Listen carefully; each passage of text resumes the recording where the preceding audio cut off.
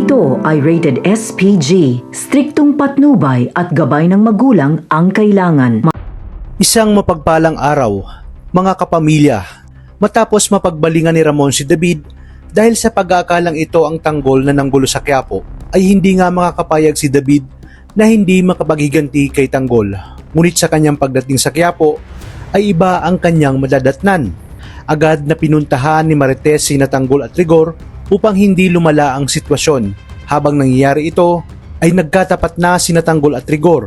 Magkaharap silang hawak ang kani-kanilang mga baril at sa pagtutok ni Tanggol ay makikita ang matinding galit simula pa ng pagkabata niya.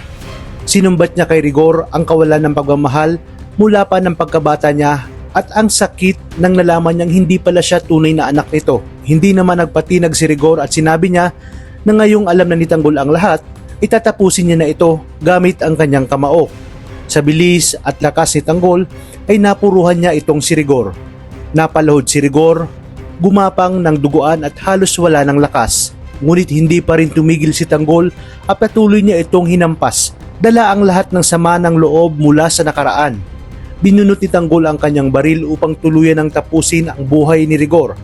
Dito naman dumating si Marites at sinubukang pigilang si Tanggol. Pilit siyang kinakausap ni Marites at nagmamakaawa na wag ituloy ang balak labang kay Rigor, sapagkat kahit ano paman ang mangyari ay naging tatay pa rin ito kay Tanggol. Tinanong ni Tanggol si Marites kung sino ang kanyang tunay na ama, at sa gitna ng emosyon at takot ay inamin ni Marites ang matagal niya nang itinatagong lihim. Sinabi niya kay Tanggol na ang tunay nitong ama ay siyang gumahasa sa kanya nung kabataan niya, at ito ay walang iba kundi si Ramon Montenegro. Ngunit sa kabila nito ay hindi pa rin nawala ang galit at puot kay Tanggol. Para sa kanya, walang kapatawaran ang ginawa ni Rigor sa kanya at hindi sapat ang nalaman niya ang katotohanan upang hindi patayin si Rigor.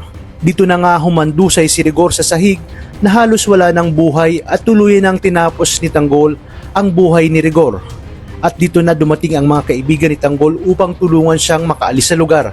Dahil parating na nga sina chairman at ang mga otoridad, at nang nahimasmasan si Tanggol ay sa kanya naisip na halos hindi niya na umano kilala ang kanyang sarili, dala ng poot, galit at pagkamuhi kay Rigor ay nagawa niya na nga na wakasan na ang buhay ng kinalakihan niyang ama.